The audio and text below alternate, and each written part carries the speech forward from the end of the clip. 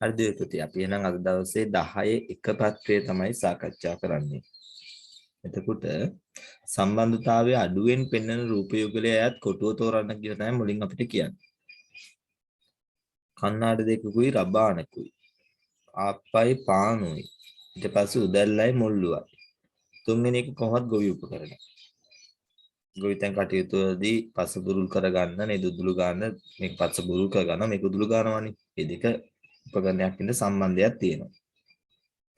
ආප්පයි පානුයි අපි අර ආදේශන සම්බන්ධයක් ගන්න පුළුවන්. ආප්ප කන්නත් පුළුවන් පාන් කන්නත් පුළුවන් ආහාර. හැබැයි අංක 1 සම්බන්ධයක් නැහැ. සංගීත පාඩයක් සහ පෙනීම වැඩි දියුණු කරන උපකරණයක්. එහෙනම් සම්බන්ධය අඩුවෙන් පෙන්වන අංක 1. ඊළඟට මේ මොන බෝලයක්ද?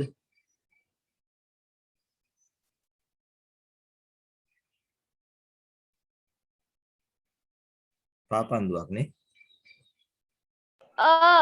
මේක ලෙදර් බෝලයක්. ඒකට මේවා බෝල ක්‍රීඩා උපකරණ. කොස්සයි ඉදලයි පිර කියන්න පුළුවන් පවිත්‍ර කරන උපකරණ. ඒ කියන්නේ පිරිසිදු කිරීම සඳහා මිදුල අතු ගන්න, ගේ අතු ගන්න. අතු ගෑම සඳහා භාවිතා කරන්නේ. කේක් ගෙඩිය ඉතින් කීයෙන් කපන්න බෑනේ. බෑ සර්. බෑ කේක් ගෙඩිය කීයෙන් කපන්න බෑ. මේක වඩුවේද උපකරණයක්. මේක ආහාරයක් නෙතුල එතන වෙනස් රූපයක්. එහෙනම් අංක 3 තමයි උත්තරේ. සිංහල රචනාවක වැඩි වශයෙන් තිබිය හැකි රචනාවක. ඒකේ වාක්‍ය තියෙනවා. සාමාන්‍ය රචනාවක් ගත්තම රචනාවට වාක්‍ය 3යි දෙන්නේ කියන්නේ. රචනාවක් කියන්නේ චුට්ටක් එතෙන් එහා ගියපු එකක්. ඔයාලට ඇත්තටම මේ අපි රචනා කිව්වට ඒක රචනා කියන එකෙන් තනින් එළියට එන්නේ. වාක්‍ය 3ක් තමයි ඔයාලට ලියන්න තියෙන්නේ. රචනාව කියන්නේ ඊට වඩා ටිකක් ලොකු විස්තරයක් ලියවෙන තැන. ඒකේ වාක්‍ය ගොඩක් තියෙනවා. ඒ වාක්‍ය වලට වඩා වැඩිපුර වචන තියෙනවා. එක වාක්‍යයක වචන 4-5ක් තියෙනවනේ අලුතෙන් නේද? අවම 5ක්වත් ලියන්න කියලා තියෙන ශිෂ්‍යත්වයේ. ඒතර සමහර ඒවා 5, 6, 10, 15 උනත් තියෙන්න පුළුවන් වචන. ඒ එක වචනයක් ඇතුලේ අකුරු 2-3ක් හෝ අඩුමතර තනි වචන තනි අකුරු වචන තියෙනවා. හැබැයි අකුරු 2-3යි තියෙනවා. එහෙනම් වාක්‍ය වලට වඩා වචන වැඩි, වචන වලට වඩා මොනවද වැඩි වෙන්නේ? අකුරු. සිංහල රචනාවක වැඩි වශයෙන් තියෙන එහෙනම් අකුරු.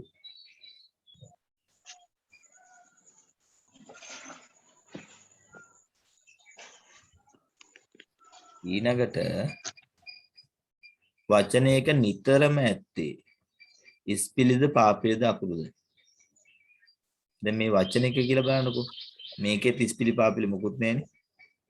වචනයක නේද? වචනයක අනිවාර්යයෙන්ම අකුරු තියෙනවා. ඉස්පිලි පාපිලි සමහර විට තියෙන්න පුළුවන්.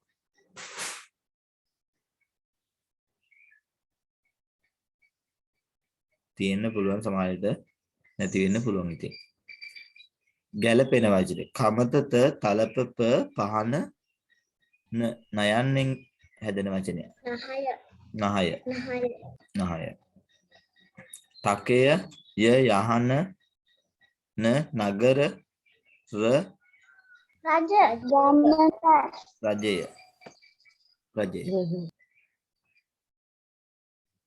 අවසාන මේක අකුරු කෝච්චිය කියලා කියන්නේ මේකේ සමහරට මේකේ මැද වචනයක් දෙන්න පුළුවන්.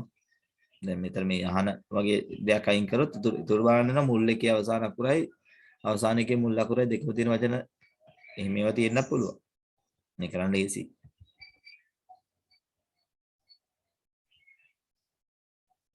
දී ඇති උපදේශ මත ඉලක්කම අකුරු පෙළිය හරිමැද. හරිමැද හොයනකොට ක්‍රම කීපයක් පුළුවන්.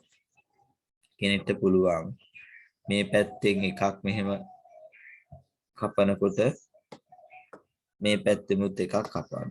මෙහෙම ගිහිල්ලා මැද ඉතුරුනේ ගන්න පුළුවන්. අපි එහෙම ඉස්සලා හොයමුකෝ. තව ක්‍රමයක් තියෙන එකක් කියලා දෙන්නම්. මෙහෙමත් පුළුවන්. මෙහෙමුත් කපනවා. පැන්සලෙන් පොඩි මේකක් දාන යනවා. හරියක් හරි මොකක් හරි. මෙහෙමුත් කපනවා. මෙහෙන් එකයි. මෙතනින් එකයි. මෙතනින් එකයි. ඔන්න හම්බුණා හරි වැද තියෙන ඉත. එහෙම නැත්තම් අපිට පුළුවන් මෙහෙම කරන යන්න. ගණන් කරන යන්න. 1යි 2යි 3යි 4යි 5යි 6යි 7යි 1යි 8යි 9යි 10යි 11යි 12යි 13යි 14යි 15යි. මෙතන අකුරු 15 අකුරු හා ඉලක්කම් 15ක් තියෙනවා. ඒකේ පරිමැද හොයනකොට 15 නම් සාමාන්‍යයෙන් 15ට එකක් එකතු කරලා දෙකට බෙදුවා නම් හරි උත්තරේ. 15යි 1යි 16යි 16 දෙකට බෙදුවොත් 8 වෙනි එක තමයි උත්තරේ. පරිමැද එකෙන් 8 වෙනි එක. එහෙම නැත්නම් 15ම දෙකට බෙදුවොත් 15 දෙකට බෙදුවොත් 2 4 6 8 10 12 14ට 7යි. 15 කියන්නේ ඉතුරු එකයිනේ. එහෙනම් 7යි ඉතුරු එකයිනේ. 7යි ඉතුරු එකයි කියන එකේ අදහස දෙකට බෙදුවම 7ක් නේ. එහෙනම් මේ පැත්තෙත් 7ක් මෙතනින් මුලින් 7ක් තියෙනවා.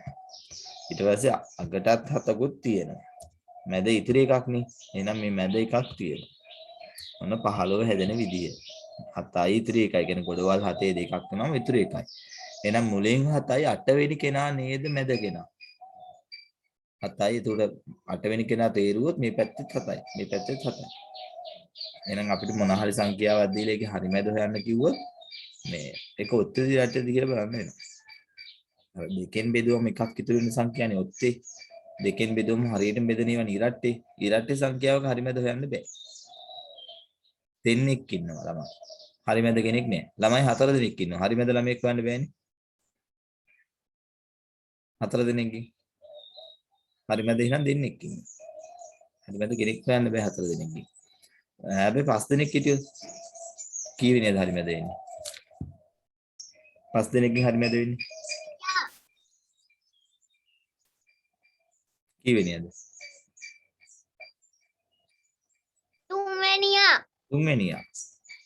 5 දෙනෙක්ගෙන් හරි මැද වෙන්නේ තුන්වෙනියා. ඒ කියන්නේ 5 බෙදුවම 2යි ඉතිරි 1යි. කියන්නේ තුන්වෙනියා. එහෙම නැත්නම් 5ට එකක් 3යි මේ 5ට එකක් 6යි. 6 දෙකෙන් බෙදුවත් හරි. තුන්වෙනියා. හරි මැද කෙනා හොයාගද්දි මම ක්‍රම දෙකක් කිව්වා. කීපයක් කිව්වා නේද? මේ ඉරි ගහලා දෙපැත්තේ කපක් ගිහිලා බලන් යන්නත් පුළුවන්. ඒ අපිට මෙහෙම දියලා තිබුණොත් නේ. එහෙම නැතුව මේ කියලා දීලා මේකේ හරි මැද කී විනියද කියලා ඇහුවොත් එතකොට අපිට බෙදලා ගන්න පුළුවන්. ඒ තියෙන සංඛ්‍යාව එහෙම දෙකට බෙදලා උත්තරේ එනවා එකත් එක එකක් මේ ඉතුරු වෙනවනේ. අර ඉතුරු වෙච්ච එක එකතු කරන්න ඕනේ. 7යි ඉතුරු එකයි නම් 8 වෙනිය. එහෙම නැත්නම් මුලින්ම මේ ඒක එකතු කරලා තව එකකුත් එකතු කරලා දෙකට බෙදන්නත් පුළුවන්. හරි. කොහොම හරි 8 වෙනියයි. ඒ කියන්නේ 8 වෙනියද ඊට පස්සේ ආපහු ගණන් කරගෙන යන්න මෙතන. 1 2 3 4 5 6 7 8 විදිහට ස අකුර ගන්න කියනවා. එහෙනම් අපි ස අකුර වලට පොඩ්ඩක් යටින් හරියක් වගේ දාන්නේ. හරිනේ. ස අකුරු තුනක් තියෙනවා. අඩුම වාර ගන්නක් එදී ඇති ඉලක්කම අපි බලමු. 8 ඉලක්කම් මම 8 ඉලක්කමට කතිර දානවා. 1යි 2යි 8 ඉලක්කමට කතිර දානවා. ඊට පස්සේ මම මේ ස අකුරු වල හල් ටික අයින් කරගන්නවා. ඊළඟට 6 ඉලක්කම් වලට හරියක් දානවා. 1යි. ඒකෙන් 2යි. 3 ඉලක්කම්. එකයි තියෙන්නේ. ඒක මම රවුම් කරන්න.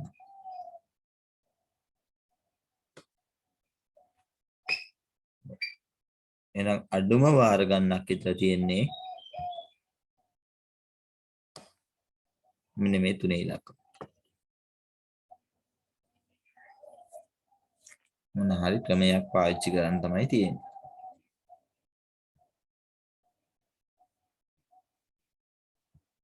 වැරදි අදහසක් අඩංගු පිළිතුර. පතෝල එළවලු වර්ගයක් ඒවා ගස්වල සෑදේ. පතෝල ගස් දැකලා තියෙනවද? නෑ සර් පතෝල වැල්. පතෝල වැල් තියෙන්නේ. සුදු පාට මලක් සහිත පතෝල වැල්. ඒ සුදු පාට මලක් හරි ලස්සනයි නිකන් අර මේ නිකන් මේ මොස්තරයක් වගේ තියෙන්නේ මේ මලේ. පෙත්ත චුට්ටක් පොඩි පොඩි නිකන් කෑලි වලට බෙදිලා වගේ නිකන් හරි ලස්සනයි තොලමල. දූරියෙන් පළතුරු වර්ගයක්. එහි ඇත්තේ කටු සහිත පොත්තක්. ඔව් දූරියෙන් නෙවෙයි කටු සහිත පොත්තක් තමයි තියෙන්නේ. සහල් ධාන්‍ය වර්ගයක්. වී කොටාගත් පිට තමයි සහල් ලැබෙන්නේ. වැරදි අංක 1. පතෝල වැලක් තියෙන්නේ. 1.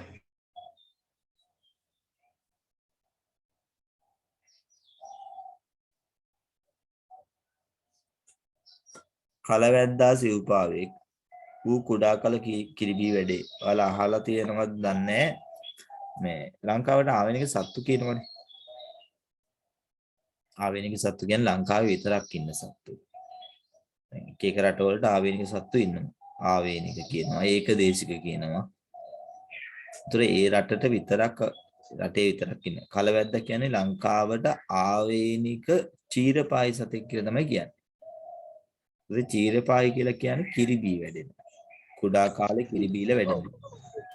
දැන් අපි කිරිබීලනේ වැඩනේ කුඩා කාලේ.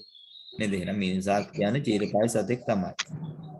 ඒතර සමහර සත්තු එහෙම කිරිබී වැඩෙන්නේ නැහැ. මයික් එක ඔෆ් වුණා නම් හොඳයි.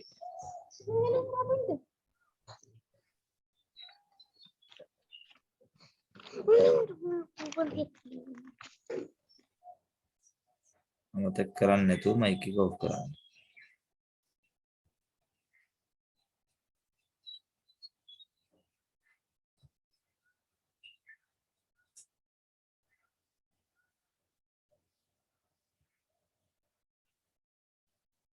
හරි මම කතාව කියන්නේ යන්න.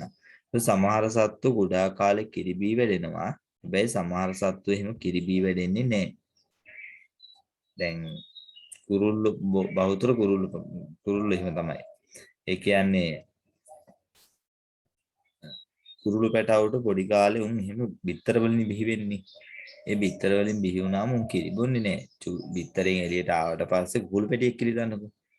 බිත්තරෙන් එළියට ආවට පස්සේ චූටි කුකුළු පැටියෙක් ඉතින් අම්මා කෑම හොයලා දෙනවා. අම්මත් එක්ක සමහරට අර එක්කන් යනවා. කූඩු වල ඉන්න කුරුල්ලොන්ට නම් මේ කුරුළු අම්මා කෑම අරන් ඇවිල්ලා කටෙන් කවනවා. එතකොට ඌට අර දෙන්න පුළුවන් විදිහට තමයි මුල් කාලේ ආහාර දෙන්නේ. හැබැයි දැන් සමහර සත්ත්වෝ එහෙමනේ කුඩා කාලේ ඉඳලා අම්මගෙන් කිරි බොනවා. එහෙනම් කලවැද්දත් සිව්පාවෙක් කියන පාද 4ක් තියෙන සතෙක් කුඩා කල සිට කිරිබී වැඩෙන සතෙක් තමයි. කුඩා කල සිට කිරිබී වැඩෙන සතුන්ට අපි නෝ චීරපායි සතුන් කියලා. මදුරුවා කෘමි සතෙක්. පුතේ කෘමි සතෙක් කියන අඳුර ගන්න මොකද්ද ලක්ෂණය? කොහොමද අපි පාද 6ක් තියෙනවා. පාද 6ක් තියෙනවා. ඔය කතාවත් එක කුමි සතෙක්. කියන්නේ පියාඹන්න පුළුවන් සමහර කුමි සතුන්ට පියාඹන්න බෑ සමහර කුමි සතුන්ට. මෙහෙම එකක් තියෙනවා. මේ අහසේ වැඩියෙන්ම ඉන්නේ කුමි සත්තුද කුරුල්ලද?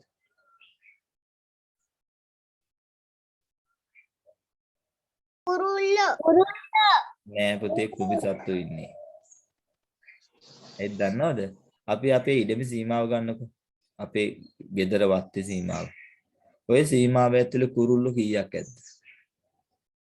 ඕනනම් 10ක් 15ක් 20ක් උපරිම 100ක් කුරුල්ලන්චාවක් ඇවිල්ලා හිටියොත් සමහරට එකෙක් දෙන්නෙකුත් නැති වෙන්නත් පුළුවන්. ගොඩක් කුරුල්ලෝ අපේ සීමාවේ වත්තේ සීමාවේ නෑනේ.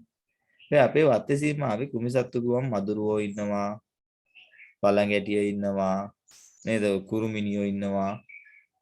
නිකන් හිතන්නකො අපේ ගේ ඇතුලේ මදුරුවෝ කී දෙනෙක් ඇද්ද? ඔය කුමි සත්තු කුරුල්ලන්ට වඩා වැඩි ප්‍රමාණයක් නැතිද? අනිවාර්යෙන්ම ඉන්න පුතේ. වැඩිපුර ඉන්නේ අහසේ ගත්තම කුමි සත්තු. පොළවේ ගත්තම වැඩිපුර ඉන්නේ කවුද? කුමි සත්තුන්ද සිව්පාවෝද? කවුද ඉන්නේ? සිව්පාවෝ. නෑ පුතේ. ඒත් ගන්නකො අපේ වත්තේ සීමාව. අපේ වත්තේ සීමාව ගන්නකො. අපි වගේනේ හැමෝගෙම වතු තියෙන්නේ ඉතින්. අපේ වත්ත ගත්තම අපේ වත්තේ පුතේ හාවෝ, පූසෝ නේද? ඔය මේ ගවයෝ, බල්ලෝ සිව්පා සත්තුනේ. සත්තු කී දෙනෙක් ඉන්නව ඇතිද? ඕනනම් ගෙදර පූසෙක් එක්ක ඉන්නේ. සමහර ගෙවල් පූස බල්ලෝ නැහැ. ඒතර පාද 4 සත්තු කීයක් ඉඳීද? අඩු ප්‍රමාණයක් තමයි ඉන්නේ. සමහර 10ට අඩු වෙන්න පුළුවන්. සමහර ඊට වැඩි වෙන්න පුළුවන්. හැබැයි ගෙදර කූඹිම කීයක් ඉන්නවද පුතේ? කූඹි ගත්තම කූඹිම මේ ලක්ෂ ගණන් කෝටි ගණන් නේ දිමි ගොටු වල දිමියෝ. මීමැස්සෝ. උන් වැඩි. කෘමිසත්තු තමයි පුතේ ලෝකෙ වැඩිම. පොළවේ ගත්තත් වැඩිපුර ඉන්නේ කෘමිසත්තු, අහසේ ගත්තත් වැඩිපුර ඉන්නේ කෘමිසත්තු. ඌ බරව රෝගය බෝ කරයි. මදුරුවා බරවා බෝ කරනවද? ඔව් සර්. ඔව්. ඔව් සර්. මදුරුවා බරවා බෝ කරනවා. බරව රෝගී බෝ නම් මොකද්ද වෙන්නේ? බෝ වෙලාවට කකුල් වල තමයි බරව හැදෙන්නේ. මොකද්ද වෙන්නේ කකුල? කකුල මහත් වෙනවා. ඒ කියන්නේ අධික ලෙස මහත් වෙනවා. ඒ කකුලේ බරව බදුරුවා විදපු ඒ කොටස විතරක් අධික ලෙස මහත් වෙනවා. හරි කැතයි බර රෝගේ හැදුනම ඒ කියන්නේ කකුල. අපේ මෙහා පැත්ත කකුල වගේ දෙගුණයක තුන්ගුණයක් විතර මහත් වෙනවා. ඒ කොටස විතරක්. ඊට පස්සේ අපිට ඇවිද ගන්න බෑ ගැටලු ගොඩයි. බරව හැදුනම් බරව බොහෝ වෙලාවට කකුල වලට තමයි හැදෙන්නේ. එතකොට බඳුරුවා බෝ කරනවා එහෙනම් ඒක හරි. රට දෙල් ආහාරයට ගන්නවා. ඔව් අපි දෙල් ආහාරයට ගන්නවනේ. ඒවයි බීජ රැසක් තියෙනවලු. දැකලා තියෙනවද රට දෙල් වල බීජ තියෙනවා? ඇට තියෙනවා. දෙල් වල ඇට තියෙනවද දැකලා තියෙනවද? දෙල්ලට? නෑ සර්. දෙල් වල ඇට නෑ. දෙල් පැලවෙන්නේ කොහොමද ඇට නැත්තම්? අතු පැලවෙන්නේ නැහැ දෙල්. මුල් වලින්. මුල් වලින්. මුල් වලින්. ඒ කියන්නේ මුල් යනකොට මුලක් උඩට ආපු එක පොඩ්ඩක් එහෙට මෙහෙට චුටි හානියක් වගේ වෙලා තිනවා. එතනින් සමහරට පැලයක් එනවා. මුල් වලින් තමයි දෙල් පැලවෙන්නේ. හරි. එහෙනම් තුන්වෙනි එක වැරදි. බීජ නෑ ඒකේ. සෑම විටම සත්‍ය ප්‍රකාශය. තැඹු බිත්තරවල සුදු මැදේ තුල කහ මදේ ඇත. අහු වෙලා තියනවාද මේ බිත්තරයක් තඹුවට පස්සේ සුදු මැදේ කද්දින් ඇතුලේ කහ මදේ නැති වෙච්ච ඒවා? නෑ. නෑ එහෙම ඒවා නෑ. සෑම විටම සත්‍යය තමයි. කිකිලි බිත්තරවල කටුව සුදු පාටයිලු. සුදු පාට කටුව විතරද පුතේ? තව පාට කටු නැද්ද? තව පාට කටු. රතු බිත්තර. අපි රතු බිත්තර කියලා කියන්නේ රතු නාට එක නිකන් දුඹුරු පෑයට උහුරු නේද? පැහැයක් නේ තියෙන්නේ. එහෙම ඒවා තියෙනවා. රඹුටන් ගෙඩියේ පොත්ත කහ පාටයි. ඔය කහ පාට රඹුටමුත් තියෙනවා රතු පාට රඹුටමුත් තියෙනවානේ. පාට දෙකේ පාට දෙකේම තියෙනවා. කහ පාට එක නම් එච්චර අර චූටි එකනේ. ඒක අර ගැලවෙන්නේ නැහැ. සර් අපේ ගෙදර තියෙනවා කහ පාට සම්බුටන් ගහ. ඒක තමයි. කහ පාට. මේවා තියෙනවා. කහ පාට ඒවා තියෙනවා. එහෙනම් සෑම විටම සත්‍ය නේ. හැම වෙලාවෙම සත්‍යයේ කහ පාට කියලා නෑ පුතේ. රතු පාටක් තියෙනවනේ. සුදු පාට විතරක් නෙවෙයි. දුඹුරු පාට උරු අපි මේ රතු බිත්තර කියලානේ කියන්නේ. රතු ඒවා තියෙනවා.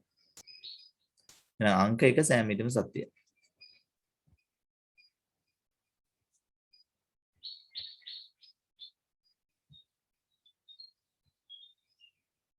බත් කූරාට පියාපත් 4යිලු. ඔව් බත් කූරාට පියාපත් 4ක් තමයි තියෙන්නේ. ඒ පියාපත් විනිවිද පේනවා. බත් කූරාගේ තව විශේෂත්වයක් තියෙනවා. උඩ පුළුවන් පුතේ ඉස්සරහට වගේ පිටිපස්සට පියාඹන්න. එහෙනම් ගොඩක් සතුන්ට ඒ හැකියාව නෑ පුතේ. ඉස්සරහට මෙන් පිටිපස්සට පියාඹීම හැකියාව ගොඩක් සතුන්ට නෑ. හැබැයි බත් කූරාට තියෙනවා. බත් කූරා මොනවද කරන්නේ මිනිසාට? يعني ගොවියාට හිත මිත්‍රයේද නැත්නම් හානිකර සතෙක්ද බත් කූරා? ඔය කුඹුරු වල හැම ඉන්නවනේ විතර.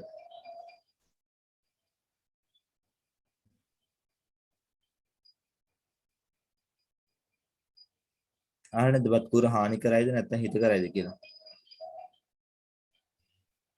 කරයි.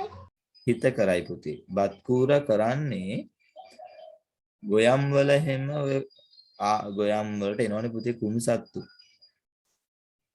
නේද? උන් ඇවිල්ලා අර වගේ යසුරාගෙන බොනවනේ.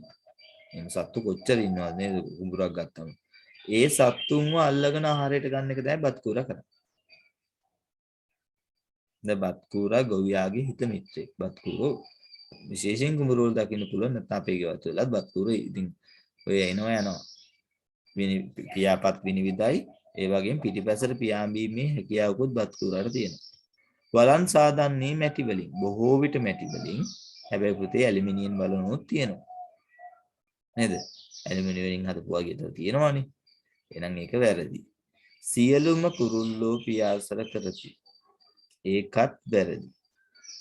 එහෙමනම් කාටද පියාඹන්න බැරි? කියන්නකෝ උදාහරණ. පැස්බරාට බෑ. පැස්බරාට පියාඹන්න බෑ. තව එමු කියලා කුරුල්ලෝ අලි නෑ කුරුල්ලෝ. එමු කියලා කුරුල්ලෙක් ඉන්නවා. තව රියාට බෑනේ. හංසයා කවුද? හංසයා හංසයා යම් තරමක් පියාඹනවනේ. කිවි කිවි රියා කොරවක් කරවක පියාඹනවා. කිවි රියා එමු ඊට පස්සේ මේ පෙන්ගුයි. දන්නවනේ පෙන්ගුයි ඉන්නේ.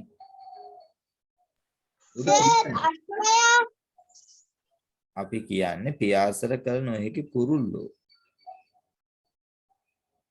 පැස්බරා ඔව් පැස්බරා හරි. පැස්බරා ඔයාලා දන්න පෙන්ගුයින් දන්නවනේ පෙන්ගුයින්.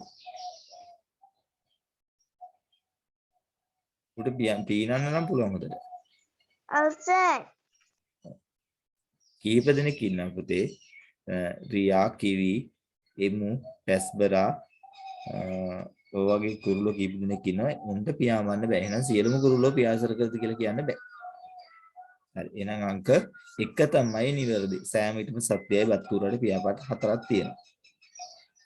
නොගැලපෙන වචනයක් ඇති පේලිය. ඇඳ පුටු අල්මාරිය කනප්පුව. මේවා ඔක්කොම කනප්පුව කියලා කියන පුතේ අර මේ චූටි ටේබල් එකක්.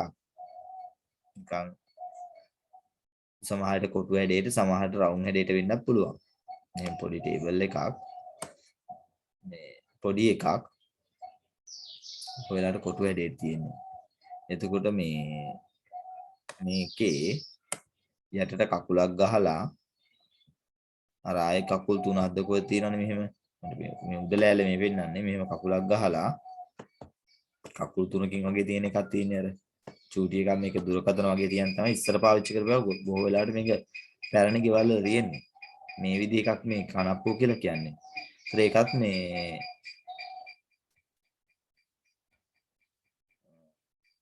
ගෘහෝපකරණයක් නේ. මේ එහෙනම් හතරම සම්බන්ධයක් තියෙනවා. ගිරවා මයිනා කොකා ඇහැටුල්ලා. එතන පුතේ මේ කුරුල්ල ගොඩක් අස්සේ සර්පේකුත් දීලා. උරගේ සතෙකුත් දීලා. ගැටබෙරේ යක්බෙරේ දවුල කම්මැට්ටම. ඒවා සංගීත උපකරණ. එහෙනම් පිළිතුරු අංක 2. මම අහගෙන ඊයේ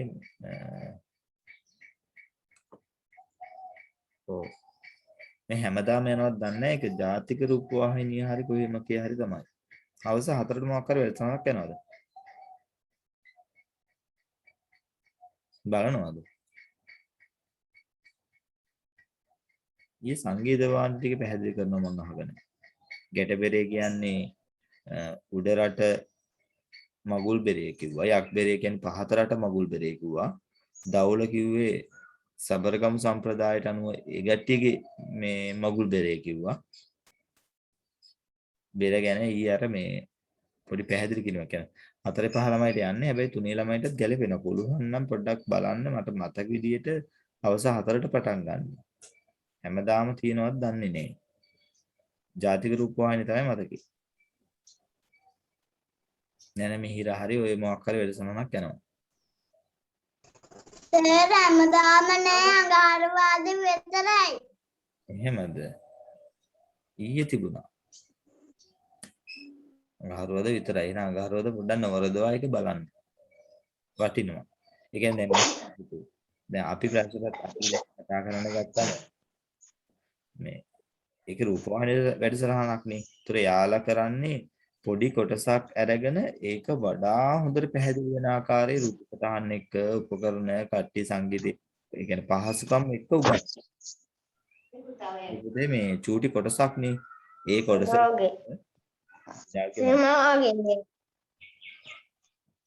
ඒතර ඒ කොටසට ඔයාලට අහුම්කම් දෙන්න පුළුවන් නම් ඒ කොටස සම්පූර්ණයෙන් පැහැදිලි දැන්. අපි පන්තියකදී පුතේ එහෙම චූටි කොටසක් අරන් කරන්න බැරි වෙනවනේ. ටිකක් වැඩිපුර අපි කතා කරනවා.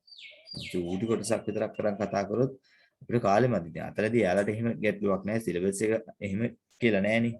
පොදුවේ යන්නේ හින්දා අතරදී වඩාත් හොඳට පැහැදිලි. ඒ වගේ වැඩසටහනක් නරඹන්න පුළුවන් නම් හොඳයි. ඒ විදිහේ වැඩසටහන් දෙකක් තුනක් තියෙනවා දැන් රූපවාහිනිය. මම චුට්ටක් බලලා හොයලා කියන්නම්. නැත්නම් ඔයාලා දන්න ඒවා තියෙනවා නම් කියන්න යාළුවන්ටත් මෙන්න මේ වැඩසටහන මේක හොඳයි කියලා. සුවදින රූපවාහිනියත් යනවා එහෙම එකක්. නේ? මේ අරක නැනමිහිර තමයි. ජාතික රූපවාහිනිය යන්නේ නැනමිහිර. සුවදිනේකෙත් යන වැඩසටහනක් හරි විදිහට. මේ එතකොට එහෙම දෙක තුනක් තියෙනවා. ඒවත් නරඹන්න. ඒ වගේ ඉගෙන ගන්න ගොඩක් දේවල් තියෙනවා. අර විශේෂයෙන් මේ විශේෂයි මේවා. මෙහෙමද මේ ටික කොහොම පැහැදිලි කරලා දෙනකොට බෙරේ පෙන්නලා බෙර වාදනය කරලා මේක මේ බෙරේ කියලා ඒකේ තියෙන දේවල් ගැන කියලා දීලා අතර පුතේ හොඳට මතකයි දෙන්න. හරි පුළුවන් නම් මේ විදිහ අඟහරුවා දුන්න හතරට දිනවල නවරදවා ලියා ගන්න කාලසටහන අඟහරුවා 14ට 5 වෙනකන් තියෙනවා පැය අහගෙන ඉන්න වාඩි වෙලා. අසයින් කොහොමද ටීවී බලනවනේ. මේ විදිහ එකක් බැලුවා කියලා කමන්නේ නැහැ. හරි අපි යන් ඉස්සරහට එනවා. නොගැලපෙන වචනයක් සහිත සිංහයා කොටියා නරියා සිව්පාවා අන්න එතන ගැටලුවක් තියෙනවා. සිව්පාවා කියන්නේ මේ සතුන් පොදු නමක් අපිට මෙතන පොදු නම දාන්න බෑ. මුට්ටි හට්ටි ඇතුලේ තාච්චිය වියන්න පාවිච්චි කරන දේවල් ටිකක් කතුර ගිරේ පීය කැපෙන දේවල් ටිකක්. නොගැලපෙන අංක 1. රාවේ යන වචන 984 ලෙස ඉලක්කම් යොදාලා ඉවර තියෙනවා. 984 කියන්නේ රාවේ කියලා තමයි කියන්නේ. මේක රහස් සංකේත ටික. ඒ අනුව වරාය වකුරට 8 ඊළඟට රාකුරට 9 නේ. 8 9. යුතුයන්ක 1. එහෙම නැත්තම් මේ රාවේ කියන උඩින් 984 මේ උඩින් ලියා ගන්න පුළුවන්. ලියලා මෙතනින් බලන්න පුළුවන්. නැත්තම් මෙතනින් ව අකුර මැද තියෙන 8 කියලා මෙතන උඩින් 8 ලියානේ. එහෙනම් මෙතන උඩින් ලියා ගන්න පුළුවන්. නැත්නම් හිතලා ගන්නත් පුළුවන්. අංක 1 එනවා.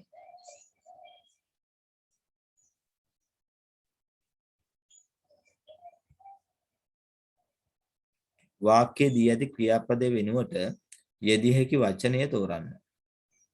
නයනා තේදලු කඩයි. කඩයි වෙනුවට අපිට කියන සාමාන්‍යයෙන් නෙලයි. තේදලු නෙලනවා කියලානේ කියන්නේ නෙලයි. නැන්දා රෙදි සෝදයි. සෝදයි කියනකොට අපුල්ලයි. සෝදයි වෙනුවට අපි පාවිච්චි කරන වචන තමයි අපුල්ලයි. ප්‍රශ්නයේ කොටුව තුල ඇති සංඛ්‍යාවල අගය වෙනුවට ආදේශනය කළ හැකි අගයකින් යුක්ත සංඛ්‍යා සහිත කොටුව. පුතේ මෙතන දැන් මේකේ තේරුම් ගන්න වෙනවා සමහර විට මේකේ මම දැක්කලා තියෙන වෙන ප්‍රශ්න අහනවා. කොටුව තුල ඇති සංඛ්‍යාවල අගය වෙනුවට. කොටුව තුල තියෙන අගය වෙනුවට. ඒ කියන්නේ සම්පූර්ණ උත්තරයක් ගැන නෙමෙයි මේ අහන්නේ. ඒ වර්ණියන් චූටි මතකයක් තියෙනවා එක සැරයක් පේපර් එක ආපු එකක්. මේ මතකේ මම ඔයාලට මේ කියන්නේ එතන පුතේ මෙන්න මෙහෙම කොටුවකුත් දීලා හරිද? එතන අහලා තිබුණේ මෙතන කොටුවකුත් දීලා මේ පැත්තේ හිස්තැනකුත් දීලා තිබුණා මම හිතන්නේ. උලා අහලා තිබුණේ හිස්තැනට ගැලපෙන පිළිතුර කියලා. ඒතර අපි එකපාරම දැක්ක ගාම කොටුව තුල උත්තරේ නේ අපිට හැමදාම හුරු කොටුව තුලනේ. කොටුව තුල උත්තරේ තමයි පළවෙනි උත්තරේ දීලා තිබුණේ. පළවෙනි එකට ගහනවම තමයි. පස්සේ බැලුවම නෑ මේක හිස්තැනට ගැලපෙන එක අහලා තිබුණේ. එතකොට අපි කරගන්න ඕනේ දැන් ওই වැරද්ද මාත් සමහරලාට කරනවා. මේ ප්‍රශ්නේ සමහර විට අපි කියවන්නේ නැහැ. කියවන්නේත් නැහැ. දැන් අපි පේපර්ස් ටිකටම කරනවානේ. කරනකොට කලින් පේපර් එක තිබුණ එකක් මතක තියාගෙන ටක් ගාලා ඒ රටාව දැන් කියනවනේ රටාව මෙහෙම ඉන්නේ මේව මතක තියාගන්න කියලා. ඒ රටාවට කියලා ටක් ගාලා ගහනවා. නේද? හැබැයි ඒ රටාවද නැද්ද කියලා පොඩ්ඩක් ප්‍රවේශමෙන් කියවලා බලන්න වෙනවා. පැහැදිලිද මං කියන එක? ප්‍රවේශමෙන් කියවලා බලන්න වෙනවා. එතකොට තමයි දැනෙන්නේ. හරි මේකේ තියෙන්නේ කොටුව තුල ඇති සංඛ්‍යාවල අගය වෙනුවට ආදේශනය කළ හැකි අගයකින්. ආදේශනය කියන්නේ අපි දන්නවා මේක කලින් පාවිච්චි කරා ඒ වෙනුවට යොදාගත හැකි කියන අදහස. එහෙනම් මේකේ උත්තරේ 16 ඉස්සෙල්ලා උත්තරේ හදාගන්න වෙනවා. 16 4 කීයද එකතු කරාම? 20යි. 20යි. 20ක් එන පිළිතුර. 15යි 5යි පළවෙනි එකේ එන්නේ නෑ පුතේ 30 12 අඩු කරාම උත්තරේ හැදුවේ නැතුණාට 30න් 12ක් උත්තරේ හැදුවේ නැතු වුණත් නේ අපි හිතමු එකපාරම 30න් 10ක් අඩු කරන පුතේ 20 වෙන්නේ 12ක් කියන්නේ ඊට වඩා අඩු සංඛ්‍යාවක්. එහෙනම් 10ක් අඩු කරාම 20යි 12ක් කියන්නේ තව දෙකක් කියන්නේ 18යි. දෙවෙනි එක පුතේ කොහොමද 20 තමයි. 15යි 5යි 20යි. තුන්වෙනි එකේ 4 වාරයක් 6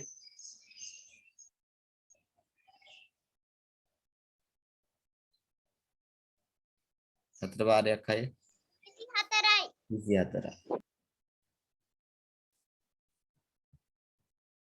ඊළඟට